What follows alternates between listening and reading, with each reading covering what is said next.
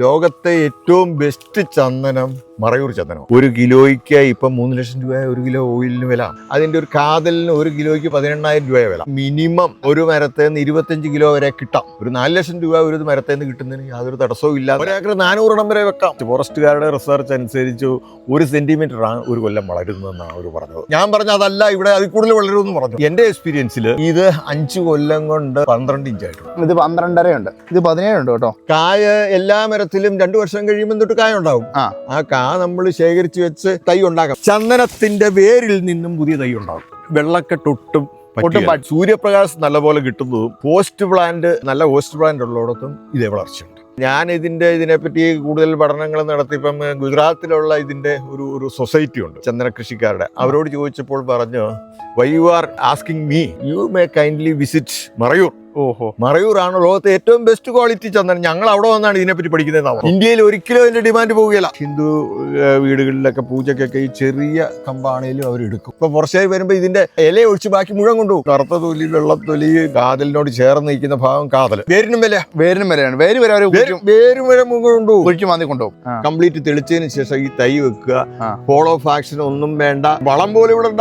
ഇത് നല്ല വളർച്ചയുള്ള സസ്യത്തിന്റെ ആണ്. അതിന്റെ നല്ല കറുപ്പ് നിറം. ചന്ദനം വെക്കുമ്പോൾ ഫോറസ്റ്റ് അധികൃതരുടെ അനുമതി വേണമോ വേണ്ട എന്നുള്ളൊക്കെ സംശയങ്ങളുണ്ട്. അതിന്റെ ഒന്നും ഒരു ആവശ്യവും ഇല്ല എന്നുള്ളതാണ് നിലവിലെ വസ്തു. നല്ല വിഷനുള്ള ഗവൺമെന്റ് ആണെങ്കിൽ ചന്ദനം ഇവിടെ വെച്ചിരുന്നെങ്കിൽ, ഇനിയാണെങ്കിൽ വെക്കുവാണെങ്കിൽ 15 കൊല്ലം കഴിയുമ്പോൾ ഇന്ത്യയിലെ അല്ലെ കേരളത്തിന്റെ സമ്പദ് വ്യവസ്ഥ വലിയ കാതലായ മാറ്റങ്ങൾ ഉണ്ടാക്കാൻ, കാർഷിക വിപ്ലവം ഉണ്ടാക്കാൻ ചന്ദനം കൊണ്ട് ഉണ്ടാകും.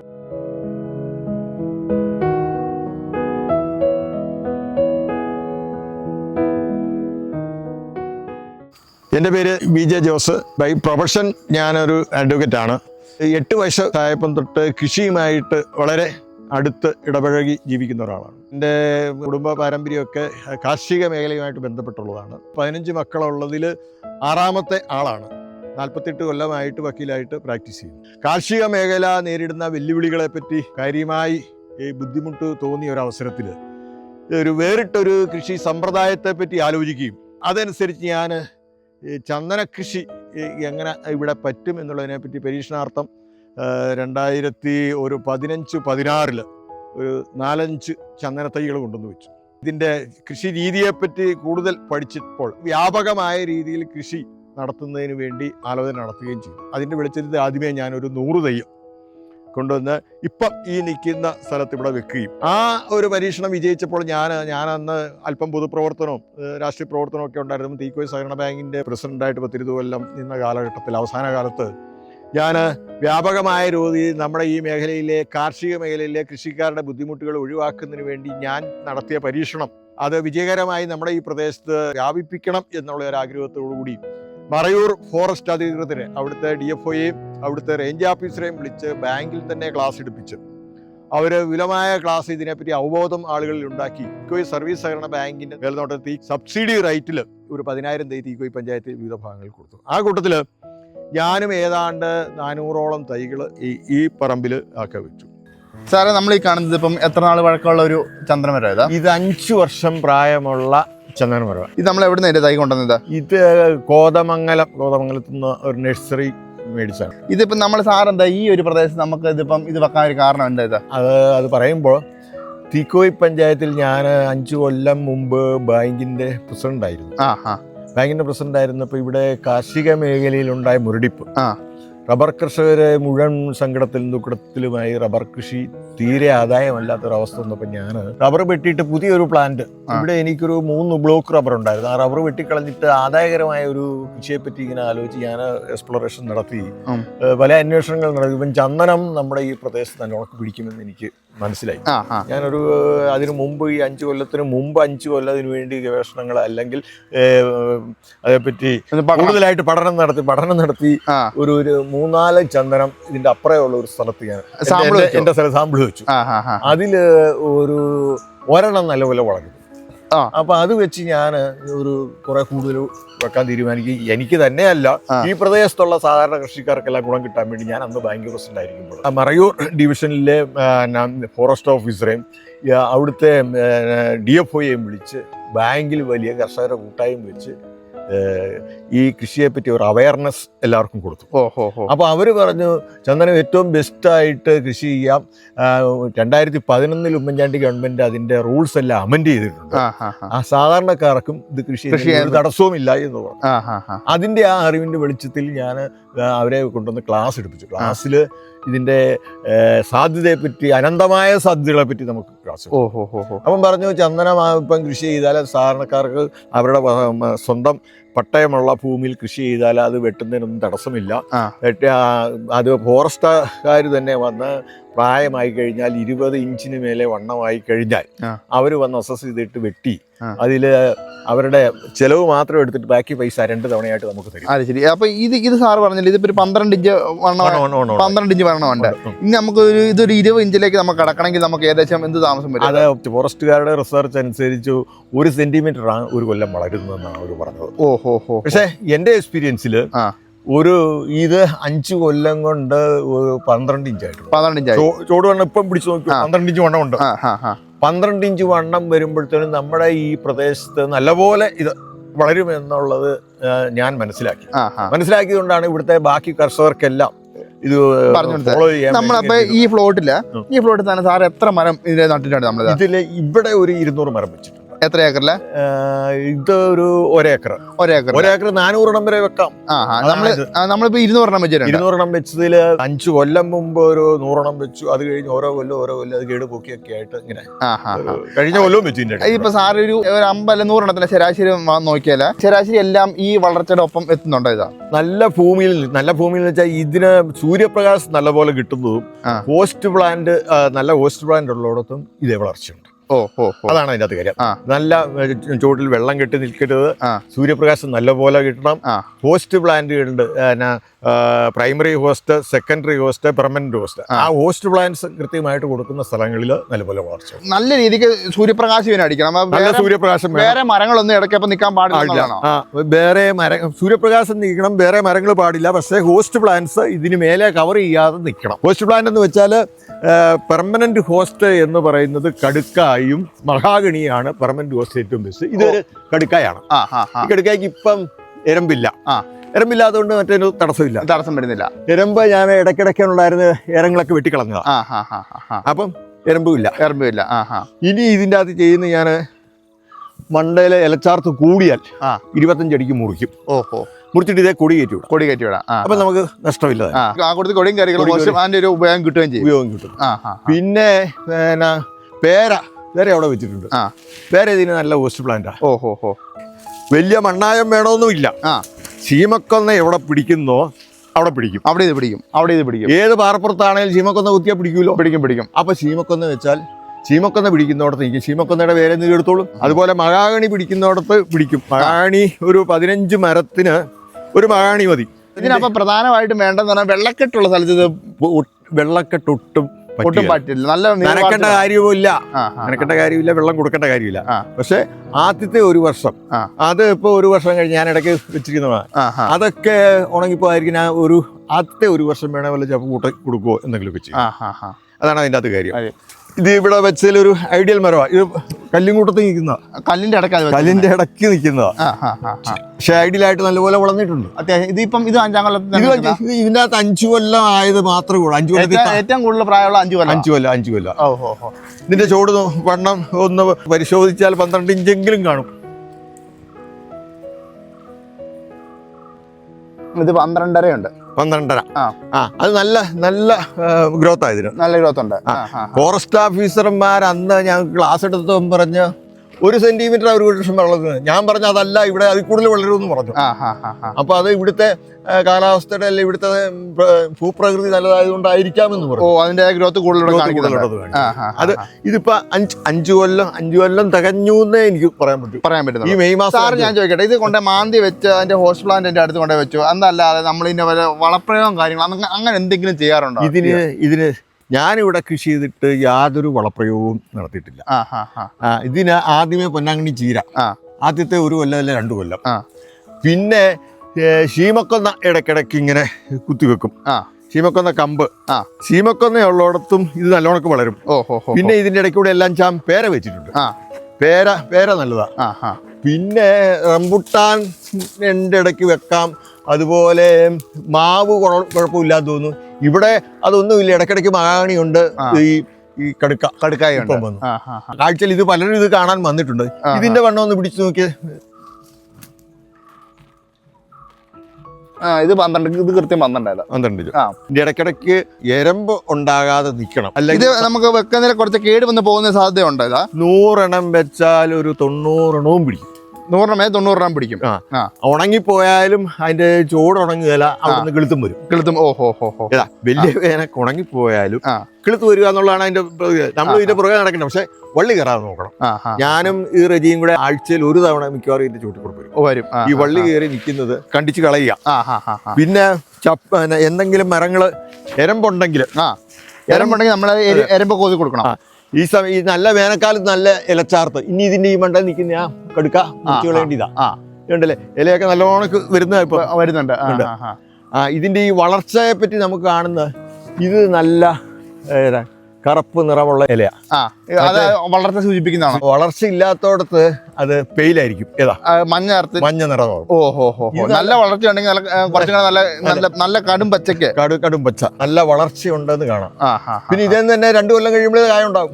നമ്മളിപ്പം പല വൃക്ഷങ്ങളിലും മിക്കവാറും എല്ലാ വൃക്ഷങ്ങളിലും കായുണ്ട്. ഈ ഇത് ചെറിയ കായ ഉണ്ടായി വരുന്നുണ്ട്.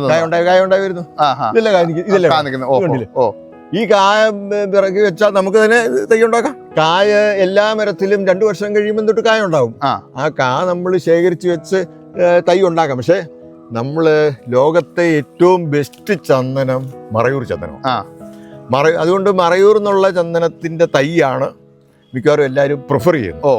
ഇപ്പം ഫോറസ്റ്റ് അതോറിറ്റീസ് അവിടെ നാട്ടുകാർക്ക് വേണ്ടി അവർ നഴ്സറി ഉണ്ടാക്കി 80 രൂപ കൊടുത്താൽ തൈ അവിടെ ഒരു തൈ 80 രൂപ അവിടെ കിട്ടും. മറയൂർ കിട്ടും. പക്ഷെ തമിഴ്നാട് ആന്ധ്രയിലൊക്കെ അതിലും വില കുറവാ.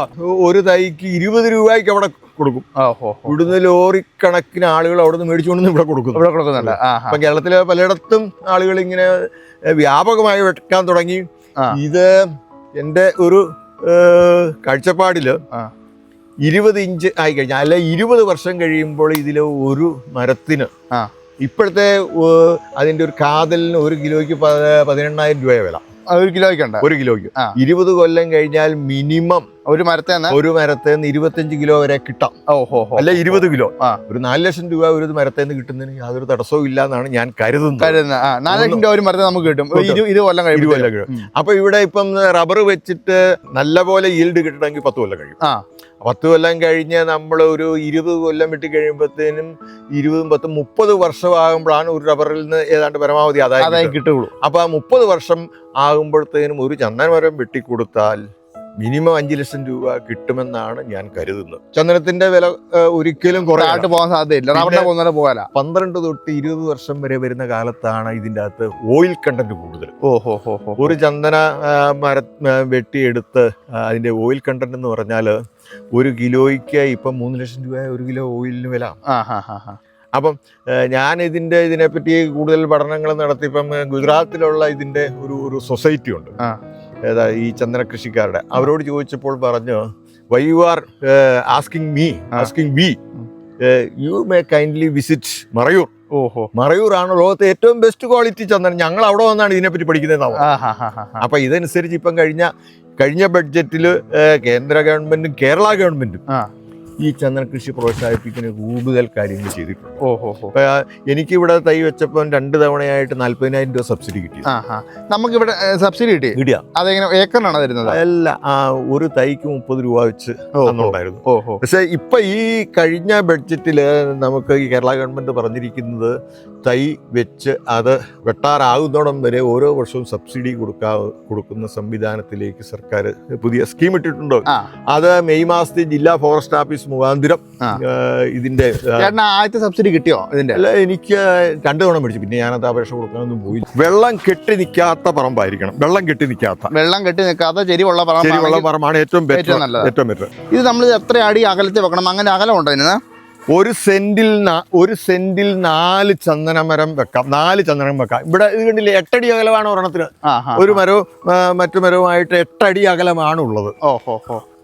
എൻ്റെ കാഴ്ചപ്പാടിൽ 1 സെന്റുള്ള ആളും ഒരെണ്ണമെങ്കിലും വെക്കണം. 1 സെന്റ് 4 എണ്ണം വെക്കാം. 2 സെന്റിൽ ഒരു വീടുള്ള ആൾക്ക് മുറ്റത്ത് ഒരെണ്ണം വെക്കാം. ഒരെണ്ണം വെച്ചാലും അത് വളർന്നോളും. ഇത്രയൊക്കെ മുടക്കേ വരുന്നുള്ളൂ. അതെ, അതിനകത്ത് യാതൊരു മുടക്കവും 4 വർഷമായ പ്ലാന്റ് ആണ് ഇത്. ഇതിന് സൂര്യപ്രകാശം ഒരുവിധം നല്ലപോലെ ഉള്ളതുകൊണ്ട് നല്ലപോലെ ഇലച്ചാർത്തിൽ വളർന്നു വരുന്നുണ്ട്. അപ്പൊ ഇതൊക്കെ ഇതിന് ഒരു സപ്പോർട്ടും ഇല്ല. വളഞ്ഞു പോകുന്നില്ല, ഒടിഞ്ഞു പോകുന്നില്ല, കിടന്നു പോകുന്നില്ല. 8 അകലും ഇല്ല. 8 അകലും അടുപ്പിച്ച് വെച്ചിരിക്കുക. 1 ഏക്കറിൽ 200 എണ്ണം 400 എണ്ണം വെക്കാമെന്നാണ് പറയുന്നത്. ഇത് ഇവിടെ ഇച്ചിരി പാറപ്പറ്റാ. ഇവിടെ റബ്ബറൊന്നും ഉണ്ടാകത്തില്ല, പക്ഷെ ഇവനുണ്ടാകുന്നുണ്ട്, കേറി പോകുന്നുണ്ട്. പിന്നെ സാധാരണഗതിയിൽ 100 എണ്ണം വെച്ചാൽ ഒരു 90 എണ്ണവും നമുക്ക് പിടിച്ചു കിട്ടും. പിന്നെ വളർച്ച ഓരോ ഇതിന്റെയും പ്രത്യേക അതിന്റെ ഹോസ്റ്റ് പ്ലാന്റിന്റെ കാര്യങ്ങളും ഇതെല്ലാം വെച്ച് ഈ ചന്ദനം ഒന്ന് നോക്കി. ഈ ചന്ദനത്തിന് നല്ല ഇലച്ചാർത്ത, നല്ല സൂര്യപ്രകാശമാണ് ഇതിന്റെ അകത്ത് വേണ്ടത്. ഒട്ടും വെള്ളം ചോട്ടി കെട്ടി നിൽക്കരുത്, അതാണ് ഇതിനകത്ത് മെയിൻ. പിന്നെ ഹോസ്റ്റ് പ്ലാന്റ് നല്ലതാണ്, നല്ലപോലെ ഉണ്ടായിക്കോളും, കിട്ടും. നല്ല കയറ്റമുള്ള സ്ഥലങ്ങളിലൊക്കെ, കയറ്റമുള്ള സ്ഥലത്തും പാറയും കല്ലും ഒക്കെ കിടക്കുന്നിടത്തൊന്നും ഉണ്ടാകുന്നതിന് ഒരു തടസ്സമില്ല. സൂര്യപ്രകാശം എപ്പോഴും കിട്ടിയിരിക്കണം. അപ്പോൾ 1 ഏക്കർ റബ്ബർ തോട്ടമുള്ള ആള് ഒരു 5 സെന്റില് ചന്ദനം വെച്ചാല് ആ റബ്ബർ വളർന്ന് റബ്ബർ വെട്ട് തീർന്ന് അതിന്റെ മുഴുവൻ ആദായെടുപ്പും തീർന്ന്, അല്ലെ ഈൽഡ് തീർന്നു കഴിഞ്ഞ് തടി വെട്ടിക്കൊടുക്കുന്ന സമയത്ത് ചന്ദനം വെട്ടിക്കൊടുത്താല് 5 സെന്റുകാരന് 20 ചന്ദനമരം വെട്ടിക്കൊടുക്കാം. 20 ചന്ദനമരം അപ്പോഴത്തേക്കും എൻ്റെ ഒരു കാഴ്ചപ്പാടില് മിനിമം ഒരെണ്ണത്തിന് 4 ലക്ഷം രൂപ വെച്ചാണെങ്കിൽ 80 ലക്ഷം രൂപ കിട്ടുമെന്ന് എന്നാണ് എൻ്റെ കാൽക്കുലേഷൻ പ്രതീക്ഷിക്കുന്നത്. അതിൻ്റെ അകത്തുനിന്ന് റബ്ബർ വെട്ടിക്കൊടുത്താൽ ഒരു 180-200 മരത്തിൽ നിന്ന് അങ്ങേയറ്റം കിട്ടാവുന്നത് ഒരു 4 ലക്ഷം രൂപ. 4 ലക്ഷം അതിൽ കിട്ടത്തില്ല. അപ്പം അതിൻ്റെ ഒരു വാണിജ്യ സാധ്യത ലോകത്തിൽ ഈ ചന്ദനത്തിന് വലിയ ഡിമാൻഡാണ് ഇപ്പോഴും. ഇന്ത്യയിൽ ഒരിക്കലും അതിന്റെ ഡിമാൻഡ് പോവുകയില്ല. എന്ന് വെച്ചാൽ ഡിമാൻഡ് പോവുകയില്ലാത്ത കാര്യം നല്ല ഉണ്ടാകാവുന്ന സ്ഥലങ്ങളെന്ന് വെച്ചാൽ 6-7 സംസ്ഥാനങ്ങളാണ്. ഇന്ത്യത്തിന് അതേ ഉള്ളൂ കൂടുതൽ നല്ലപോലെ ഉണ്ടാകുന്നത്. ബാക്കിയുള്ള സ്ഥലങ്ങളിൽ ഇത് ഉണ്ടാകത്തില്ല. കോസ്റ്റൽ ഏരിയയിൽ ഉണ്ടാകില്ല. ഇനി ക്ലൈമറ്റ് എങ്ങനെ ആയിരിക്കണം? ക്ലൈമറ്റ് മഴ നിഴൽ പ്രദേശങ്ങളിലാണ് കൂടുതൽ ഉണ്ടാകുന്നത്. കണ്ടിന്യൂസ് മഴ പാടില്ല. മഴ കുറഞ്ഞ കാലാവസ്ഥയാണ് ഏറ്റവും നല്ലത്. ഇവിടെയൊക്കെ സാധാരണ മീഡിയം മഴയാണെ പോലും നല്ല ഇവിടുത്തെ ഭൂപ്രകൃതി അനുസരിച്ച് നല്ലപോലെ ഉണ്ടാകുന്നുണ്ട്. സമതല പ്രദേശങ്ങളിൽ ഇത്ര വളർച്ച കിട്ടുകയില്ല. നമുക്കിപ്പം പണിക്കാരെ ജോലിക്കാരെ കിട്ടാനില്ല എന്നുള്ള ഏറ്റവും വലിയ പ്രശ്നം. അപ്പൊ ഈ കുന്നും മലയും കയറി കിടക്കാൻ ആൾക്കാരെ പണിയും കിട്ടുന്നില്ല. അപ്പൊ അങ്ങനെ ഉപേക്ഷിച്ചിട്ട് ഈ സ്ഥലങ്ങളിൽ ഈ സാധനം കൊണ്ടേ വെക്കുകയാണെങ്കിൽ കംപ്ലീറ്റ് ആദ്യത്തെ 2 കൊല്ലം കംപ്ലീറ്റ് തെളിച്ചതിന് ശേഷം ഈ തൈ വെക്കുക. ഫോളോ ഓഫ് ആക്ഷൻ ഒന്നും വേണ്ട.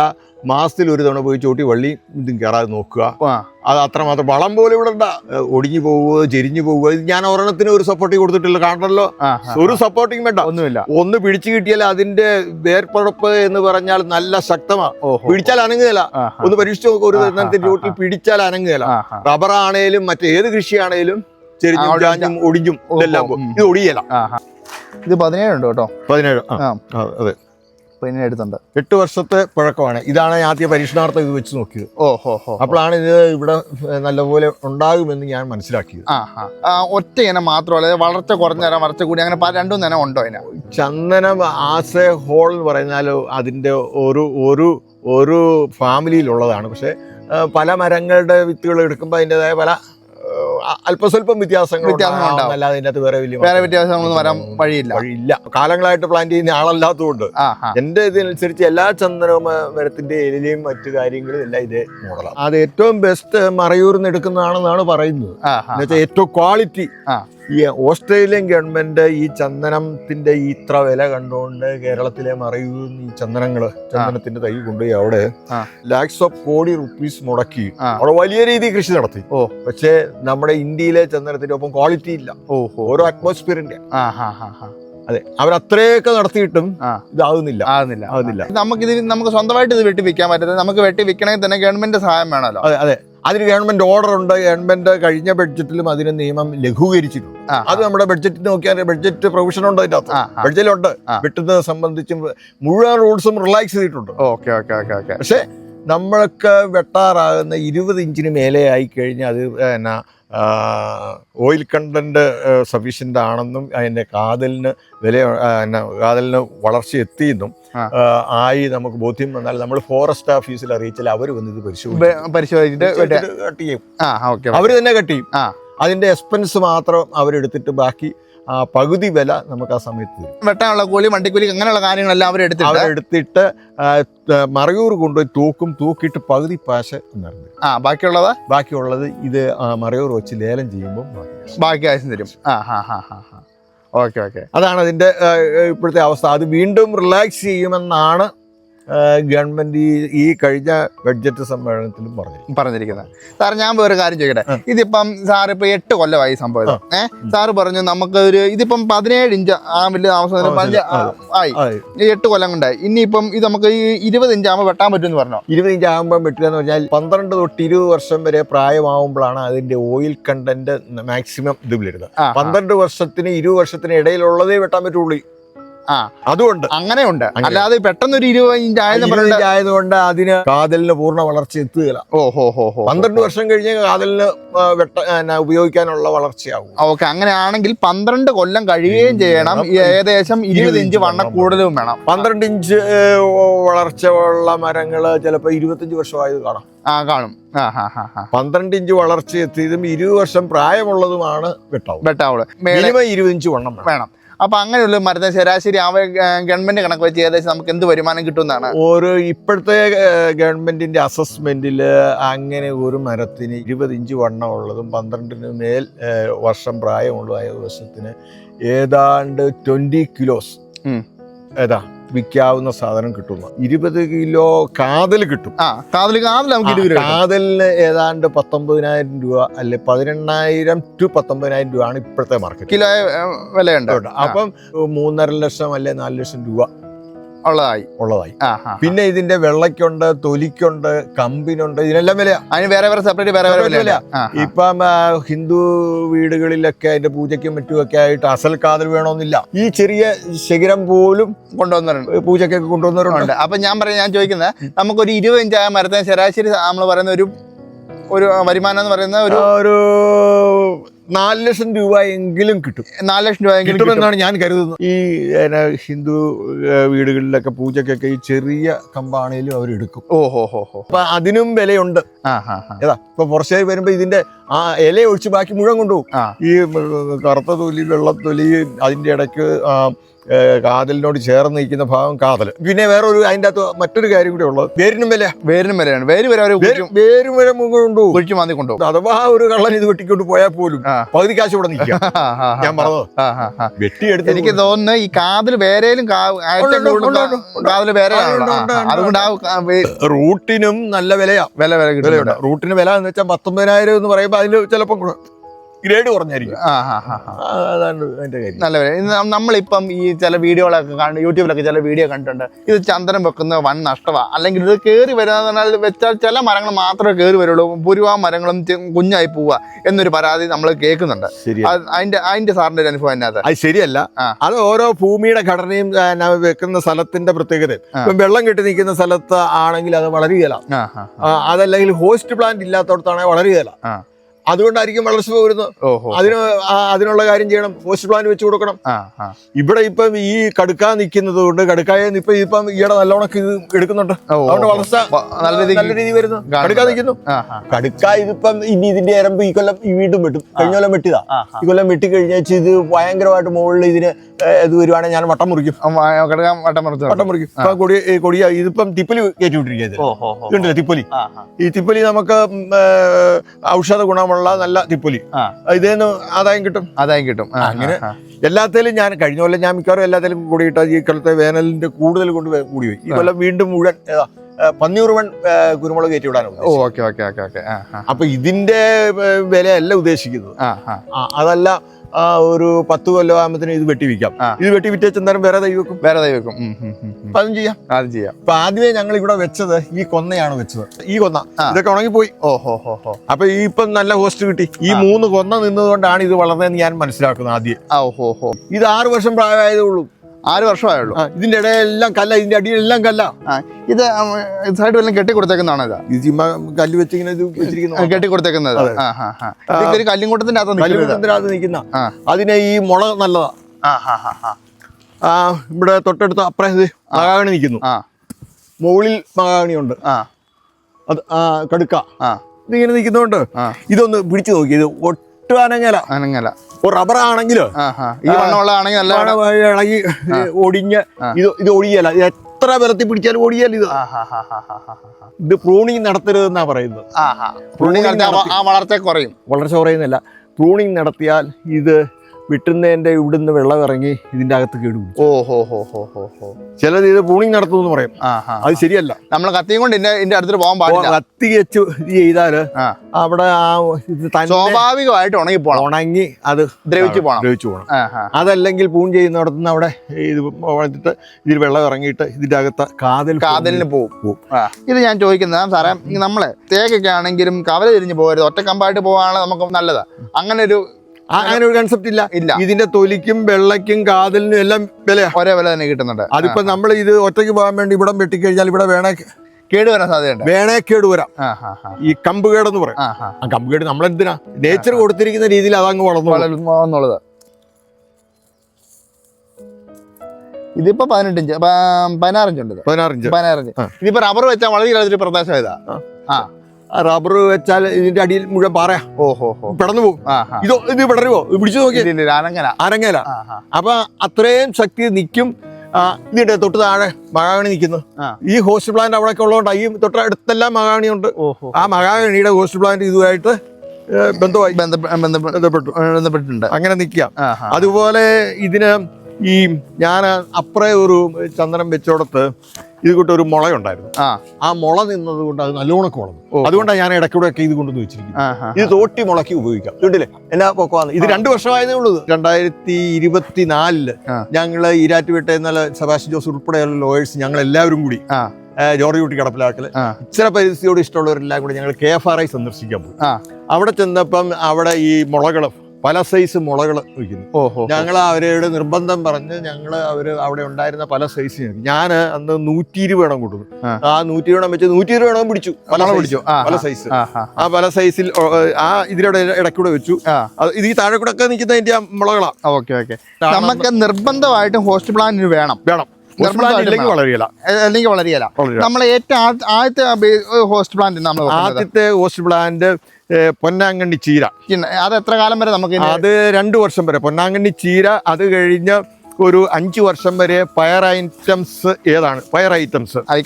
കട്ടമ്പയറൊക്കെ നമുക്ക് ഉപയോഗിക്കാം. പയർ ഐറ്റംസ് ഏതും കുഴപ്പമില്ല. പിന്നെ 2ാം വർഷം തൊട്ട് കൊന്ന വെച്ച് വിടാം. ഇത് പേര ഹോസ്റ്റ് പ്ലാന്റാ. പേര ബെസ്റ്റാ. റംബുട്ടാൻ അത് വലിയ കുഴപ്പമില്ല. റംബുട്ടാനൊക്കെ എരമ്പ് കൂടും. കാരണം നമുക്ക് ഇവിടെ എത്ര ഏക്കർ സ്ഥലത്തിലാണ് വെച്ചേക്കുന്നത്? ചന്ദനം വെച്ചിരിക്കുന്ന ഒരു 5 ഏക്കറിന്റെ അകത്ത്. 5 ഏക്കറിന് ചന്ദനം വെച്ചിട്ടുണ്ട്. പക്ഷെ ഇത് 4 വർഷമായതാണ്. അതിന്റെ അകത്ത് ഏതാണ്ട് 200 ഏതാണ്ട് ഇതുണ്ടല്ലേ ഒരേ വളർച്ച 200 എണ്ണം ഉണ്ട്. 200 എണ്ണം അതിന്റെ അകത്ത് നിന്നാൽ ഇത് ചന്ദന തോട്ടമായിട്ട് തന്നെ കാണാം. അതൊക്കെ അല്പം താഴോട്ടിറങ്ങിയ ഇത് കണ്ടില്ലേ എല്ലാം കേറി വന്നോണ്ടിരിക്കും. നല്ല വളർച്ച. ശകലം താഴോട്ടിറങ്ങിയാല് ഇവിടെ നിന്നാൽ ഇവിടെ നിന്ന് നോക്കിയാൽ കൃത്യമായിട്ട് ഏതാണ്ട് അതിന്റെ ഒരു കാഴ്ച കാണാം. മറയൂർ നിൽക്കുന്ന ഏറ്റവും വലിയ ചന്ദനത്തിന് 80 വർഷം പ്രായമുണ്ട്. 100 വർഷത്തിന് മേലെ പ്രായമുണ്ട്. അതിന് 80 ഇഞ്ച് വണ്ണമുണ്ട്. അത് ഒരു ചന്ദന മരത്തിന് 5 കോടി രൂപ കിട്ടുന്നതാണ് ഫോറസ്റ്റ് ഓഫീസർ നമ്മളോട് പറഞ്ഞത്. ഇവിടെ വന്ന് ക്ലാസ് എടുത്തപ്പോൾ 5 കോടി രൂപ ഒരു മരത്തിന് കിട്ടുന്ന വേറെ ഏത് മൂല്യമുള്ള ഏതൊരു സാധനം ഉണ്ടല്ലോ. ഇല്ല. അപ്പൊ ഇതിപ്പോ ഏതാണ്ട് 1 ഏക്കറിന്റെ അകത്ത് 200 എണ്ണം വെച്ചിട്ടുണ്ട്. മിക്കവാറും ഏതാണ്ട് ഒരേ വളർച്ച ഏതാണ്ട് കാണുന്നുണ്ട്. നമ്മളിത് വെക്കുമ്പോ അടിവളം അങ്ങനെ എന്തെങ്കിലും ഇട്ട് അങ്ങനെ ഒന്നും ചെയ്യുന്നില്ല. ഒരടി കുഴി കുത്തുന്നു. ഈ പൊട്ടിച്ച പൊന്നാങ്കണ്ണി ചീര അങ്ങ് വെക്കുന്നു. അത് സെപ്റ്റംബർ ഒക്ടോബറിലാണ് വെക്കാൻ ഏറ്റവും സെപ്റ്റംബർ ഒക്ടോബർ വെച്ചാല് അത് തൈ പിടിക്കും. ഡിസംബർ ആകുമ്പത്തിനും പതുക്കെ ഇല ഉണ്ടാകാൻ തുടങ്ങും. മെയ് ആകുമ്പത്തിനും ഒരുവിധം ഒരു 2 അടി ഉയരം പൊക്കം വെക്കും. അപ്പം നല്ലപോലെ ഇത് അതായത് ജനുവരി തൊട്ട് ജൂൺ വരെയുള്ള കാലത്താണ് നല്ലപോലെ ഇലയുണ്ടാകും. അത് കഴിയുമ്പോൾ ഒരുമാതിരി ലേസി പ്ലാന്റ് ആയിട്ട് നിൽക്കും. മഴക്കാലത്തെ ലേസി ആയിട്ട് നിൽക്കുള്ളൂ. ഒരുമാതിരി ഈ തൊട്ടവാടി പോലെ നിൽക്കും.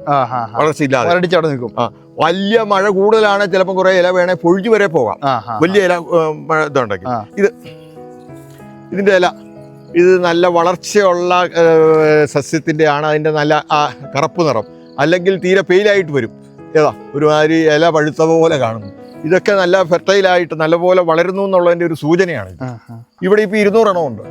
ഈ 200 എണ്ണം എന്തായാലും 20 കൊല്ലം കഴിഞ്ഞാൽ 200 എണ്ണത്തിൽ നിന്ന് ഞാൻ ഒന്നും വേണ്ട, ഒരു മരത്തിൽ നിന്ന് 1 ലക്ഷം കിട്ടിയാലും മതിയല്ലോ, 2 കോടി രൂപ ആകാമല്ലോ.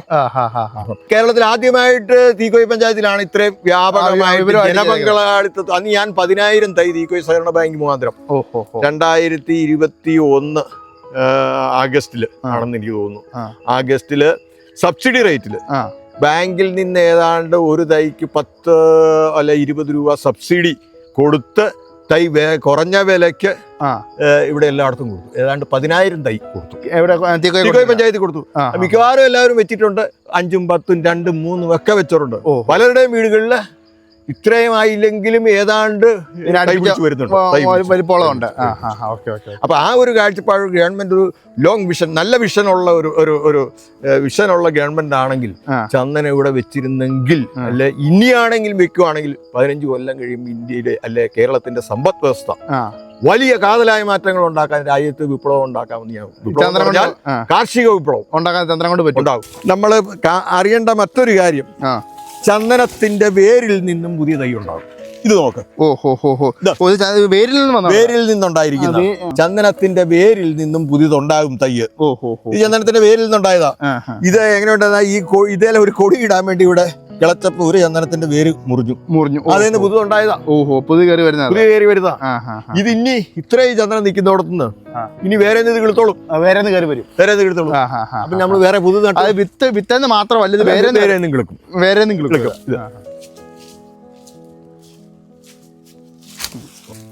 സാർ ഇത് ഏതിനം മാവാ സാർ? ഇത് അസൽ നാടൻ മാവാണ്. ഏതാണ്ട് വരിക്കമാവ് സൈസാണ്. അത് നാടൻ മാവെല്ലാം അന്യം നിന്ന് പോകുന്നുണ്ട്. ഞാനൊരു 10 വർഷം മുമ്പ് എല്ലാ സൈസ് മാവുകളായിട്ട് ഏതാണ്ട് 40ഓളം മാവുകൾ വെച്ചിട്ടുണ്ട്. ഇപ്പൊ മാവെല്ലാം ഈ കൊല്ലം കഴിഞ്ഞ കൊല്ലം തൊട്ട് കായ്ക്കാൻ തുടങ്ങി. ഇത് ബഡ്മാവൊന്നുമല്ല, അസൽ നാടൻ വിത്തിട്ട് മുളപ്പിച്ചത്. മുളപ്പിച്ചത് നല്ല മൂവാണ്ടൻ മാവിന്റെ തൈകള്, നാടൻ മാവിന്റെ തൈകള്, അതുപോലെ കിളിച്ചുണ്ട്. അങ്ങനെ വിവിധ സൈസ് മാവുകൾ 40 മാവുണ്ട്. അതിൽ ഏതാണ്ട് 30ഓളം ഈ കൊല്ലം കായ്ച്ചു. അത് ഇൻ ഫ്യൂച്ചർ എന്ന് വെച്ചാൽ 100 കൊല്ലം വരെ ഇത് നിൽക്കുന്നുള്ളതാണ് ഇതിന്റെ ഒരു മാവിന്റെ. അത് ഈ പ്രദേശം ഒരു മാന്തോട്ടമാക്കി മാറ്റുക എന്നുള്ള ഒരു ഉദ്ദേശം. ഇവിടെ വന്നാൽ നല്ല തണുപ്പാണ്. ഏത് വേനൽക്കാലത്ത് വന്നാലും നല്ലതാണ്. ഏത് വേനൽക്കാലത്തും തണുപ്പുള്ള സ്ഥലമാണ്. 2011 അന്നത്തെ മുഖ്യമന്ത്രിയായിരുന്ന ഉമ്മൻചാണ്ടി ഗവൺമെന്റ് ചന്ദനം കേരളത്തിൽ നടുന്നതിനും അത് വിൽക്കുന്നതിനുമുള്ള വിലക്കുകൾ മാറ്റി അത് സുതാര്യമാക്കി ചന്ദനം സാധാരണ കർഷകർക്ക് അവരുടെ പ്രൈവറ്റ് വസ്തുക്കളിലും നടാമെന്നുള്ള നിയമം അമെൻഡ് ചെയ്തു. കേരളത്തിന് ഈ നിയമം വരുന്നതിന് മുമ്പ് തമിഴ്നാട്, കർണാടകം, ആന്ധ്ര, മഹാരാഷ്ട്ര, ഗുജറാത്ത്, രാജസ്ഥാൻ എന്നീ സംസ്ഥാനങ്ങളിൽ അത് വളരെ ലിബറൽ ആക്കിയിരുന്നു. ഇപ്പോൾ ആർക്കും ചന്ദനം അവരുടെ സ്വന്തം ഭൂമിയിൽ വെക്കുകയും അത് വെട്ടണമെങ്കിൽ 20 വർഷം പ്രായമാകുകയും 20 വർഷം പ്രായമായി കഴിഞ്ഞാൽ ഫോറസ്റ്റ് അധികൃതരെ അറിയിച്ച് ജില്ലാ ഫോറസ്റ്റ് ഓഫീസിൽ നിന്ന് വരുന്ന അവരത് പരിശോധിച്ച് വെട്ടുന്നതിന് പെർമിഷൻ തന്ന് അവർ വെട്ടി അത് കൊണ്ടുപോയി മറയൂർ വെച്ച് തൂക്കി അതിൻ്റെ പകുതി വില ആ സമയത്ത് തരികയും ബാക്കി അവരുടെ ഓപ്ഷൻ സമയത്ത് ബാക്കി വിലയും തരുമെന്നാണ് ഇപ്പോൾ നമുക്ക് കിട്ടിയിരിക്കുന്ന അറിവ്. അത് തന്നെയല്ല, കഴിഞ്ഞ ബഡ്ജറ്റിൽ കേരള ഗവൺമെൻറ്റും കേന്ദ്ര ഗവൺമെൻറ്റും ചന്ദനം സാധാരണ കർഷകർക്കും വെക്കുന്നതിന് അതിൻ്റെ പോളിസി വളരെ ലിബറലാക്കി കാര്യങ്ങൾ വന്നിരിക്കും. ചന്ദനം വെക്കുമ്പോൾ ഫോറസ്റ്റ് അധികൃതരുടെ അനുമതി വേണമോ വേണ്ട എന്നുള്ളൊക്കെ സംശയങ്ങളുണ്ട്. അതിൻ്റെ ഒന്നും ഒരു ആവശ്യവും ഇല്ല എന്നുള്ളതാണ് നിലവിലെ വസ്തുത. നമ്മുടെ പ്രോപ്പർട്ടി ക്ലിയർ ആണെങ്കിൽ, വസ്തു ക്ലിയർ ആയിട്ടുള്ള സർക്കാർ ഭൂമിയിലോ സർക്കാർ പുറമ്പോക്കിലോ അല്ലെങ്കിൽ പട്ടയമില്ലാത്ത ഭൂമിയിലോ ഒക്കെ വെച്ചാൽ അതിന് നമുക്ക് പ്രശ്നങ്ങളുണ്ട് എന്നുള്ള ഒരു സത്യം ഇപ്പോഴും നിലവിലുണ്ട്. ഒരു ചന്ദനമരം കേടായോ അല്ലാതെയോ പിടന്നോ വീണോ ഒടിഞ്ഞോ ഒക്കെ ചെയ്താൽ പോലും that should be informed to the district forest officer. അതാണ് നിയമം. എന്ന് വെച്ചാൽ ചന്ദനം പ്രൈവറ്റ് ആയിട്ട് കേരളത്തിൽ വിൽക്കാൻ പറ്റും. ആ നിയമങ്ങൾ ഇനി ലിബറൽ ആക്കേണ്ടതുണ്ട് എന്നാണ് ഞാൻ കരുതുന്നത്. മറ്റു സംസ്ഥാനങ്ങളിൽ കുഴപ്പമില്ല.